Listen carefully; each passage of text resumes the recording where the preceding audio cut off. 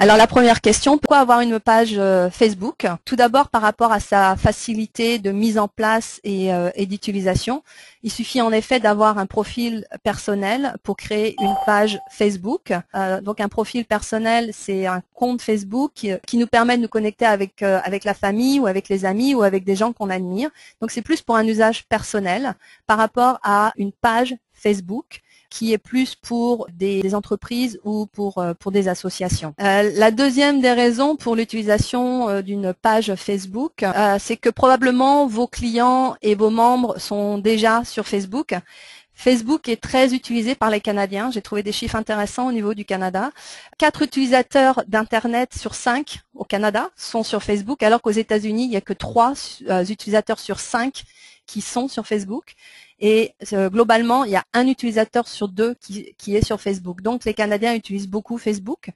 Il y a 14 millions d'utilisateurs par jour, canadiens, encore une fois, qui va sur Facebook, ce qui est assez impressionnant quand on considère que la population canadienne est de 33 460 000 personnes environ.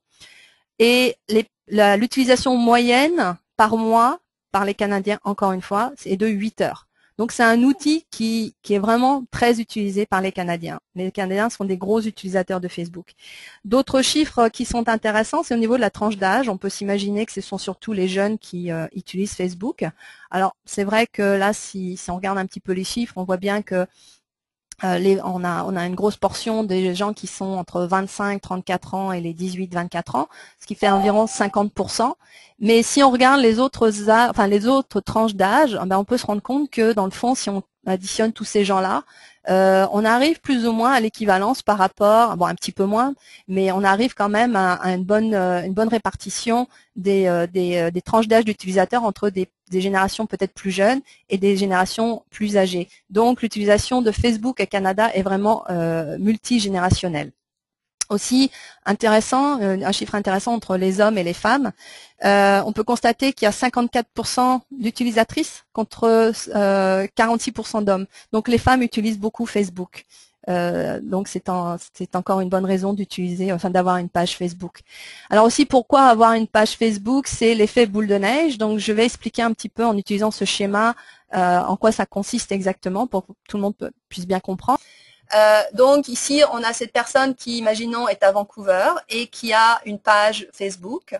Et ici, cette personne a donc 2 personnes qui ont cliqué sur le bouton j'aime et qui la suivent, qui suivent les actualités que cette personne peut bien publier. Donc imaginons donc cette personne publie quelque chose, que ce soit un lien, une photo, une actualité par rapport à son entreprise ou autre chose.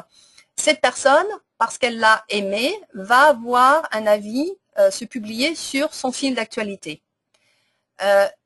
Cette personne peut tout simplement lire et ne rien faire. Sinon, elle peut également agir, on va dire, ou réagir, je devrais dire, par rapport à cette publication. Elle peut cliquer le j'aime, elle peut laisser un commentaire ou elle peut faire un partage.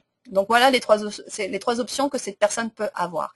Si elle choisit une de ces options, ce qui va se passer, c'est que les gens qui sont amis avec elle, donc ici on a une personne qui est amie avec cette personne ici, va voir que son ami a eu un commentaire ou a réagi par rapport à la publication de cette personne qu'on pourrait supposer être à Vancouver. Et donc elle-même a 2 choix. Soit elle ne fait rien, auquel cas, bon, c'est juste vu, ou alors elle peut elle aussi cliquer sur le bouton aimer, commenter ou partager. Et là, dans ce cas, on a 2 autres personnes qui font partie du cercle de cette première personne. Donc, si on fait le bilan un petit peu de tout ça, au premier abord, cette personne a fait une publication qui est vue par une seule personne ici, enfin 2 personnes a priori, mais l'effet boule de neige est que cette personne a vu la publication, elle commente, cette personne voit aussi cette publication, elle commente, et ces 2 autres personnes voient. Donc, au lieu d'avoir une seule personne, on se retrouve maintenant avec 1, 2, 3, et 4 personnes qui ont vu cette même publication. Donc c'est ça l'effet boule de neige. C'est un moyen de joindre une nouvelle clientèle en peu de temps et d'aller grossir en fait les rangs des gens qui nous aiment parce que potentiellement ce qui a intéressé cette personne va intéresser aussi ses amis. On a souvent, ce qui fait qu'on est amis avec des gens, c'est qu'on a des intérêts communs et donc d'où l'intérêt d'avoir une page Facebook et d'être actif surtout sur Facebook. Facebook, c'est le site web le plus visité dans le monde. Donc, être sur Facebook, c'est de se donner un petit peu plus d'opportunités d'être visible au niveau des moteurs de recherche par rapport au fait de ne pas y être du tout. On a un nombre illimité de fans. Au niveau d'un profil personnel, on a une limite de 5000 amis, ce qui peut sembler beaucoup, mais là, c'est vraiment illimité. Et puis surtout, une différence majeure par rapport à ces fans, c'est que n'importe qui peut être fan, c'est-à-dire qu'on n'a pas besoin d'avoir un compte pour voir la page. Donc, on peut être fan sans finalement être fan sur Facebook. C'est-à-dire que ici, là, je vous montre l'exemple de, c'est ma propre page. Et là, je ne suis pas login. Les gens peuvent accéder à ma page, regarder ce que j'ai fait sur ma page sans avoir pour ça un compte Facebook. Alors évidemment, Facebook nous incite à nous inscrire, etc. Mais quelqu'un peut tout à fait voir une page sans avoir un compte Facebook. Une page, on parle d'une page business. Hein. Je vais essayer de faire une différence entre page pro et page perso. La page pro étant vraiment cette page ici pour faire de la promotion au niveau de son entreprise par rapport à la page perso qui est le profil. Les termes deviennent un peu difficiles à utiliser entre page et page et page parce qu'en fait, on parle aussi de page web, donc ça peut être un petit peu difficile de s'y retrouver. On a aussi des réactions quasi immédiates de vos clients. Si vous affichez une publication et que vos clients sont en ligne, vous pouvez avoir une réaction immédiate. Alors, ça peut être un avantage comme un inconvénient parce que aussi, si les gens veulent se plaindre, ben évidemment, on leur donne la possibilité de le faire. Mais les gens ne vont pas nécessairement communiquer avec vous juste pour se plaindre. Ils vont peut-être aussi dire qu'ils aiment vos produits, vos services. Donc, c'est intéressant de pouvoir laisser la communication ouverte avec nos clients. La possibilité d'avoir des annonces publicitaires de Facebook qui sont hyper ciblées et donc économiques. Malheureusement, en 1 heure de formation, je n'aurai pas le temps de vous parler des publicités Facebook. Ça prendrait 1 heure au complet juste de parler de ça. Mais Facebook propose des options d'affichage d'annonces publicitaires qui sont incroyables au niveau du ciblage. On peut cibler au niveau d'un groupe de personnes, on peut cibler au niveau d'une génération, on peut cibler au niveau de revenus, on peut cibler au niveau d'un poste de travail. On peut même faire en sorte de créer une annonce publicitaire qui se montrerait chez les gens qui ont cliqué sur le j'aime de vos compétiteurs. Donc, si vos compétiteurs ont un service, vous avez le même, vous pourriez faire en sorte, vous pourriez créer une annonce qui s'afficherait donc sur la page, enfin sur le fil de nouvelles des personnes qui ont aimé vos compétiteurs. Et donc, je dis économique parce que justement, comme c'est ciblé, le marketing qui est cher, c'est celui où finalement on n'a pas vraiment de résultats. On s'essaye, mais on n'a pas vraiment de résultats, tandis qu'une campagne publicitaire avec des résultats, avec des ventes, donc ça revient moins cher parce qu'on fait des ventes. Et puis économique parce que dépendamment si vous targetez, si vous ciblez un groupe qui est très défini, le coût du clic peut être ou très peu cher dans le fond. L'avantage d'une page Facebook, c'est qu'on peut avoir plusieurs gestionnaires de comptes. Et là, je vais vous montrer comment ajouter des gestionnaires au niveau d'un compte Facebook. Possibilité aussi d'ajouter des applications qui sont des fonctions supplémentaires. Là aussi, je vous ferai la démonstration, ça aura beaucoup plus de sens plutôt que de juste vous expliquer. Et on a aussi accès à des statistiques de fréquentation pour savoir quel est le comportement de nos visiteurs ou de nos utilisateurs.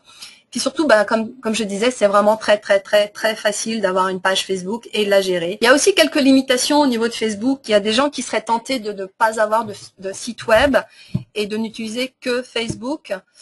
C'est un choix, mais il faut quand même prendre conscience des limitations, à savoir que Facebook ne vous appartient pas. Donc, il y a une dépendance. Si du jour au lendemain, Facebook décide de fermer votre page, eh bien, ça va arriver et vous n'aurez rien à dire. Maintenant, je ne sais pas exactement dans quelles circonstances ça pourrait arriver, mais ça pourrait arriver. Donc, si vous faites tout un travail de marketing sur votre page, c'est votre seul moyen de communication avec vos clients. C'est peut-être un petit peu dangereux de laisser finalement le libre choix à Facebook de laisser votre compte ouvert ou fermé. Il y a aussi une limitation au niveau de la personnalisation de votre page. Je vais vous montrer comment créer une page et vous verrez que, ok, on peut mettre quelques images, on peut faire quelques petites choses, mais on reste avec un site qui est un site de Facebook et qui n'est pas un site web. Votre site web vous permet de vraiment vous mettre en avant aussi bien visuellement qu'au niveau de vos services, de vos produits, etc. Donc aussi, tout le monde n'est pas sur Facebook. Il y a un certain nombre de personnes qui détestent Facebook, peut-être parce qu'ils ne comprennent pas trop Facebook. Mais de choisir d'être seulement sur Facebook, c'est peut-être encore une fois un petit peu dangereux. Vous risquez de vous couper une partie de la population. Le contenu ne vous appartient plus. C'est-à-dire qu'à partir du moment où vous mettez des choses sur Facebook, bon, vous pouvez encore utiliser votre propre contenu, mais Facebook se donne le droit de l'utiliser également, et ceci sans vous en demander votre avis, sans vous rémunérer pour quoi que ce soit. Voilà, donc c'est encore un choix. Et le dernier point, mais qui est vraiment important, c'est l'intolérance des fans. Si vous avez trop de publicité, on va parler au niveau entre le profil personnel et la page business. On va parler des amis sur le profil personnel et plus des fans sur la page professionnelle. Le terme de fan, ça a été utilisé plus au début quand ça a été créé. C'est un petit peu tombé en désuétude, mais ça permet vraiment de faire la différence entre les amis et les amis donc qui sont une relation personnelle et les fans qui sont plus comme des gens qui apprécient votre page pour diverses raisons. Et donc au niveau de l'intolérance de la publicité, aussi facilement que les gens peuvent cliquer sur un j'aime, c'est très très facile aussi de cliquer sur un je n'aime plus. Et les gens ne vont typiquement pas sur les médias sociaux pour voir de la publicité. Ils y vont pour avoir de l'information, pour s'amuser, pour se divertir. Ils vont admettre que vous publiez des choses qui sont relatives à de la publicité, enfin, je veux dire une promotion d'un produit, etc. Mais si vous en faites trop, ils vont considérer que dans le fond, vous êtes juste simplement en train de faire votre publicité, que ça ne les intéresse pas.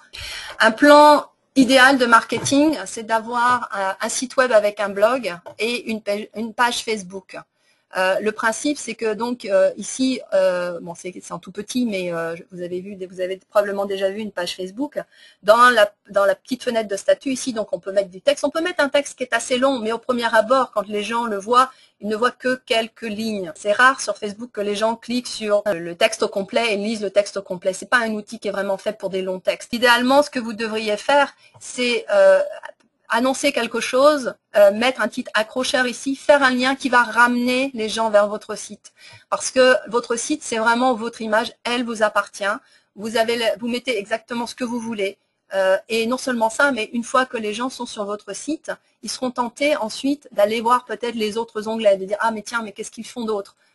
Donc, si vous vendez des produits, par exemple, tiens, ils font tel. J'ai mis un article sur un produit quelconque et je les emmène ici sur mon site, dans mon blog, par exemple, où là, j'ai un article qui est plus long, mais en allant sur le blog, les gens se rendent compte qu'il y a d'autres choses qui sont intéressantes, qui peuvent être intéressantes, et donc potentiellement vont devenir intéressés et voir un petit peu plus, vont aller explorer un petit peu plus votre site web. Donc, d'où l'intérêt d'avoir une combinaison des deux. On n'est pas obligé d'avoir un profil Facebook pour avoir une page Facebook, mais si on n'a pas de profil, il y a des fonctions qui ne sont pas accessibles au niveau de la page. Donc, c'est pour ça que c'est bien d'avoir un profil Facebook d'abord, pour ensuite créer une page Facebook. Ça, c'est un profil Facebook.